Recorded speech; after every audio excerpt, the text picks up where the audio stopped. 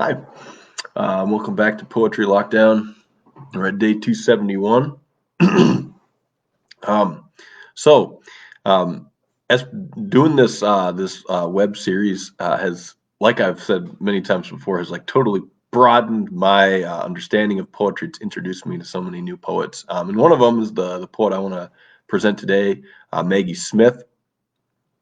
So I read the Atlantic monthly, fair amount, and they actually have a really cool poetry. Um, I don't know if you call it a section or like anyways, they it's clear the editors and that publication really pay attention to poetry. So they had this recent little send out via email that the title of it was let me make sure I get it right. 9 poems for a tough winter. And then they had some of their editors just pick poems that would really be apropos or helpful. And this poem, First Fall, is from that. The editor, Isabel Fatal, an assistant editor there, said, as this hard winter sets in, the poem reminds me that I'm old enough to know leaves grow back, but I'm most comforted by the fierce hope of the narrator speaking to the baby on her chest. And I won't say what the line is that the narrator says because it's in the poem. Thanks, The Atlantic, and thanks, Isabel Fatal, for introducing me to this poem by Maggie Smith. I think it's beautiful. So the narrator is a mother speaking to the child on her chest about the first fall. Here we go. First fall. I'm your guide here. In the evening dark morning streets, I point and name. Look, the sycamores, they're mottled, paint by numbers, bark. Look, the leaves rusting and crisping at the edges. I walk through Schiller Park with you on my chest.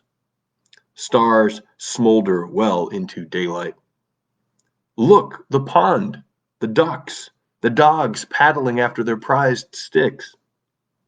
Fall is when the only things you know, because I've named them, begin to end. Soon I'll have another season to offer you. Frost, soft on the window and a porthole sighed there, ice sleeving the bare gray branches. The first time you see something die, you won't know it might come back. I'm desperate for you to love the world because I brought you here. Wow, beautiful poem, right? That's Maggie Smith's First Fall. And I like to say a little bit about why I love the poem. I feel like this poem just, whew, first time I read it, especially those last couple of lines, it moved me to tears a little bit, to be honest with you. And I think one of the reasons I love it, I really love those poems that kind of make me feel like I'm overhearing a conversation. One of my favorite novels is Gilead. It kind of has a quality similar to this, although it's obviously a lot longer.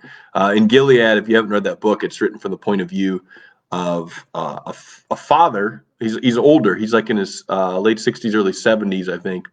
And he's writing this letter to his son, who's very young. I think just like 5 or 6, I think, if I remember right.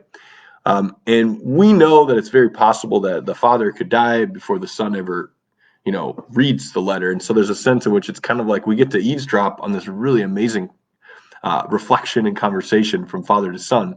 And I feel like it's kind of the same way. Like, obviously, this child on the mother's breast is not going to be able to know the words of this poem until much later. And so we have this like real privilege of overhearing intimacy. And I think whenever that happens in a poem, I just really pay attention. So that's kind of one of the great things about this poem. And then also, I think Isabel Fatal is onto this, for this particular winter. I mean, I don't know, like just thinking about all those, parents bringing children into the world right now. What a tough time to do that, or to have a young child in your life experiencing first winter. What if this was your first winter? My goodness. Yeah, it's really crazy to think about. And so like that line, the first time you see something die, you won't know it might come back. That there's this kind of like glimmer of hope there. I'm desperate for you to love the world because I brought you here. That's just I don't know. That's a beautiful desperation in my book. So that's my 2 cents on this amazing poem.